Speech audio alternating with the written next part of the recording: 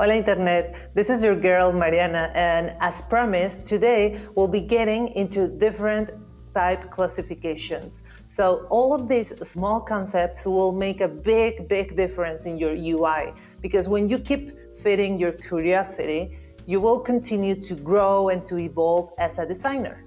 So you may ask, how, Mariana? How we will learn to classify all these typefaces? You will learn a new vocabulary. You will combine, you will identify typefaces, and this will also help you to communicate clearly when you are collaborating with a team. First up, we got the Humanist serif. This typeface is distinguished by its calligraphic qualities. It says it in the name, humanist. So, as it is based on the human handwriting, it will have a certain amount of unevenness. Humanist is actually a historical classification for typefaces that were inspired by the Roman letters. And it will include forms that reference the stroke of a pen. As you can see here in this serif, it is kind of organic, Some cool examples of humanist serifs could be like this one, Adobe Johnson. Look how beautiful all the terminals and curves are in this letter A. Also look how beautiful is the leg here in the letter R. Another one I love to use actually has an Italian name. It's called Gala, and I love how beautiful it is and that it's super readable. One typeface that it's really popular is Lexicon, and this typeface is also considered a humanist type. Later on, we will learn more about true italics, but as you can see, these italics are not just the version of this like in a diagonal form, they are designed letter by letter. Examples of humanist typefaces in the Google Fonts Foundry could include Spectral, which I love how modern it looks. Also, for example, E.B. Garamond, which is a new version of a classic, and also it could be Swordsmill Gaudi, which looks pretty sophisticated, and I love this detail in the leg of the Y. Now, let's move on to transitional serifs.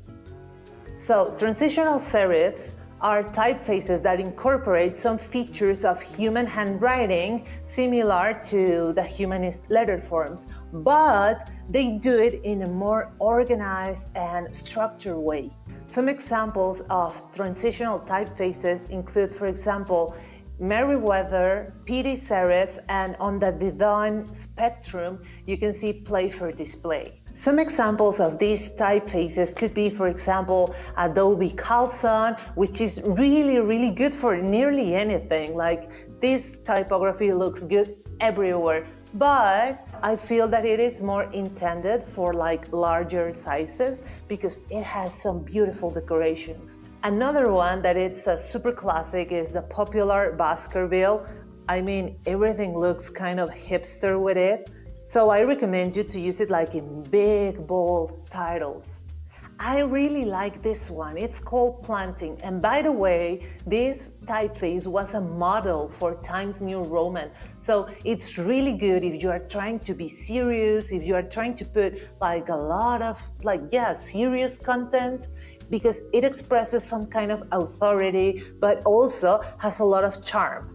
Lastly, I want to share with you the sophisticated Le Monde Journal, which is also kind of like Times New Roman, but more for the 21st century, and also it's kind of Frenchy. It has a really good readability, and also it has a contemporary feel. It has elegance. It is very good for space-saving text and also for small text in books or even long readings in a blog. So check it out. Now let's move on with the rational serifs. These are known as rational serifs because of the intentional and sudden change in the contrast and the absolute vertical slope axis. What I mean is that these typefaces are not written, they are completely created with letter forms that are very even in proportion and also in structure.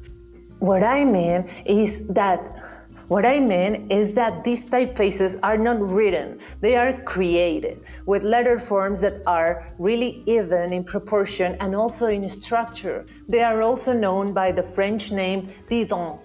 In print, they are frequently used on fashion magazines like Harper's Bazaar, for example, or even Vogue, where the paper holds the detail of the high contrast. And it looks really crisp, and also this kind of design, we all recognize it as like the European style, and it's all because of the typography. Some examples could be the ancient and very historical Bauer Bodoni, released in 1790, while it's really ancient and it looks so classic. That's why it is a perfect choice if you want to transmit in your UI some elegance, if you want to put like a big H1 in a really fancy branding, or even, for example, in something gourmet, it's perfect for that. Other similar options could be the ITC Bodoni, and how about Philosophia with less contrast, and it also has these points in the A that are complete circles, that it gives an informal flair, and it's really good for giving a bit more of an artisanal look or something more handmade or something a little bit more crafty. Now let's move on to contemporary serif. These are designed with the most pragmatic and functional qualities in mind. They are super readable. This is what makes them highly functional for example, body text, and also they can be written in a lot of formats. Some examples could be this one, the popular decode, that if you want to add some playfulness or to make something fun, lighthearted, approachable, you can use it.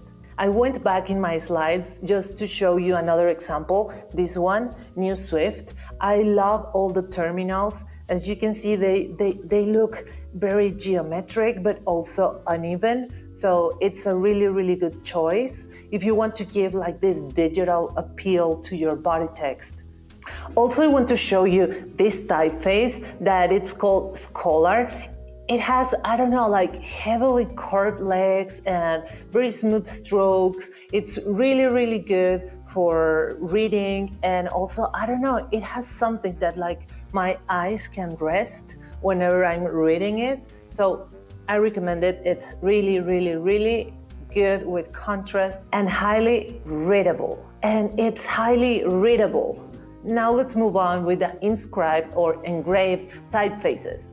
They have a close connection to letters carved or chiseled from stone from the very old times. Sometimes these are also called glyphics or glyphs. This style could also be produced by engraving on a hard surface such as a copper or a steel board.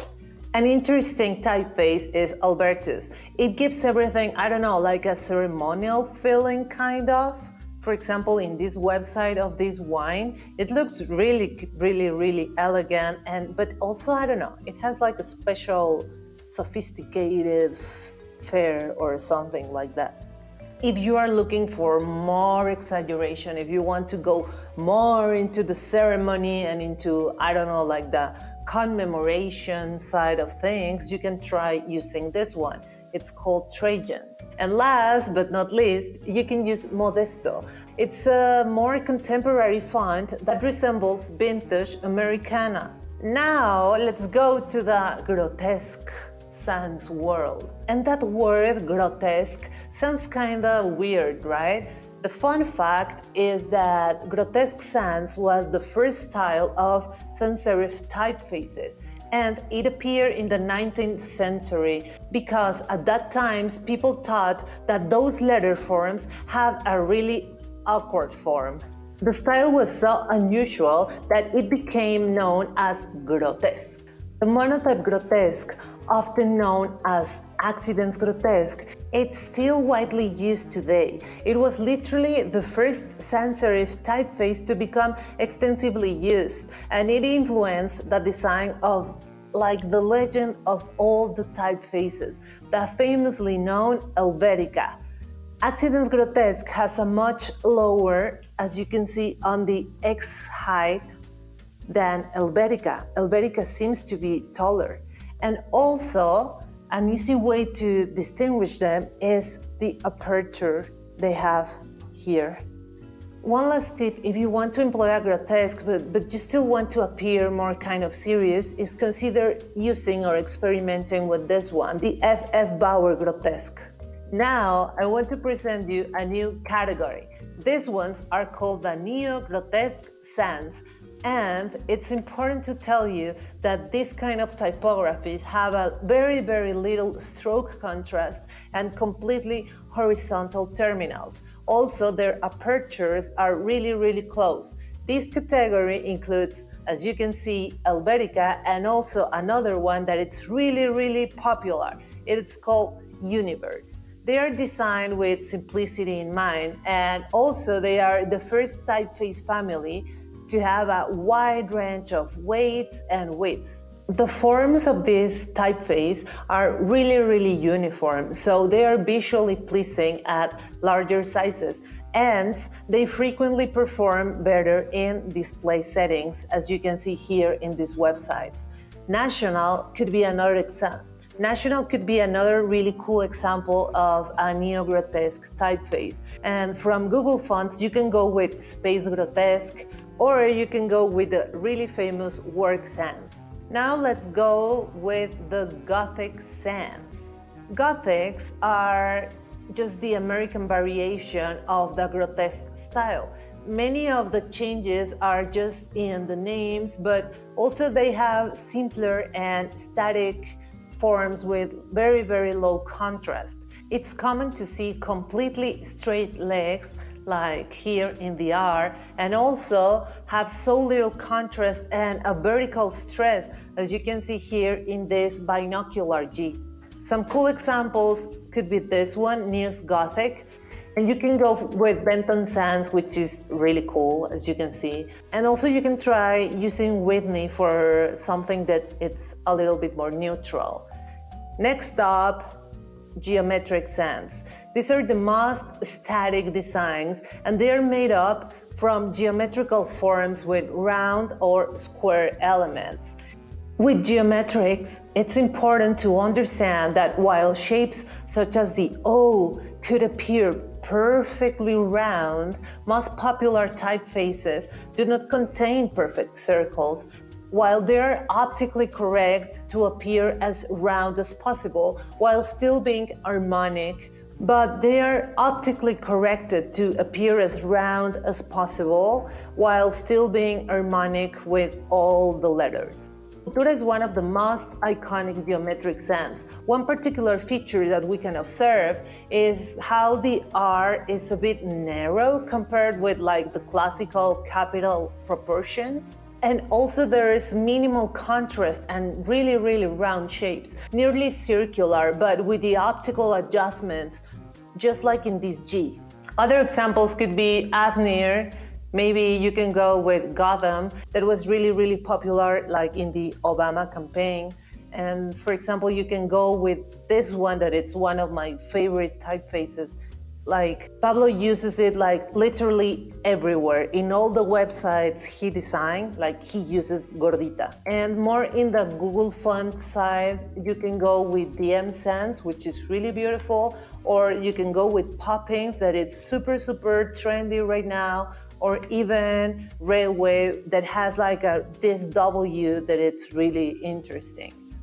Now, please hold on. Keep in mind that the repeating similar shapes with these typefaces can harm readability. So I don't recommend you using these typefaces in body text because you can harm the eyes of your users.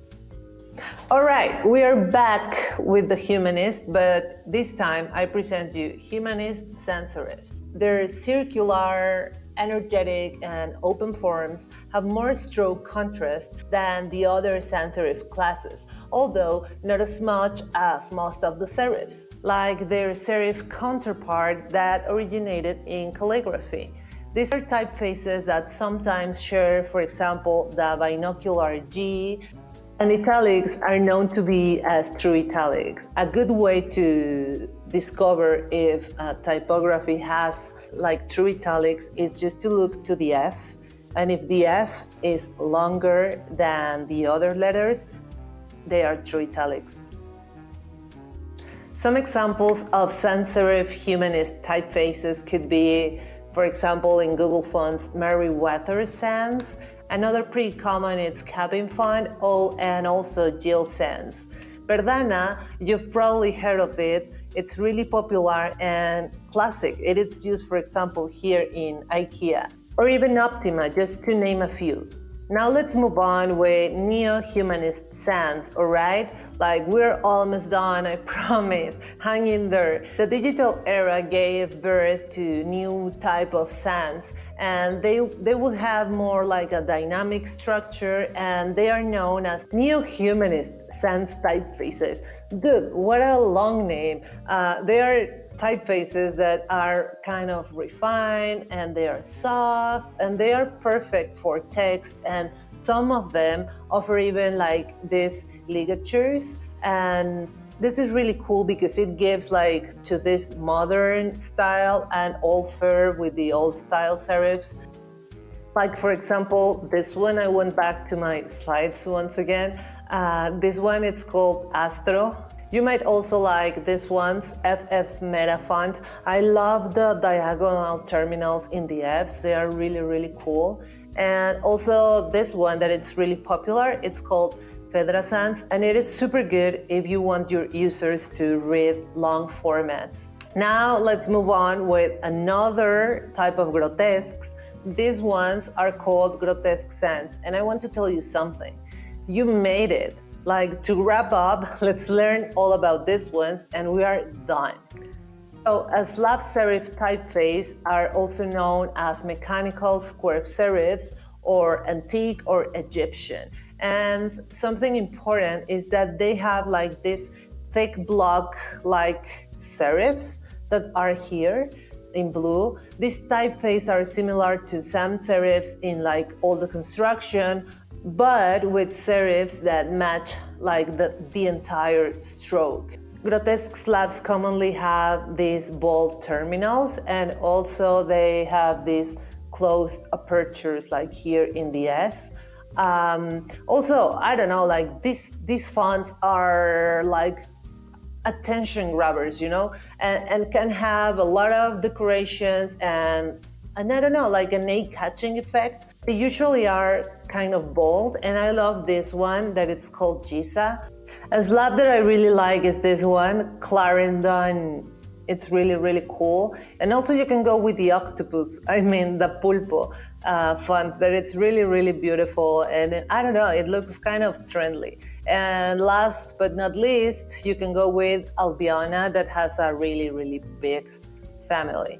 So, we hope you enjoyed this lesson. It was a long one, I know, but you made it. And now you can know a bit more of type classifications, and you can have like more deep conversations at work and with your coworkers and with other designers. So see you in the next lesson to learn about body text in UI. Bye-bye.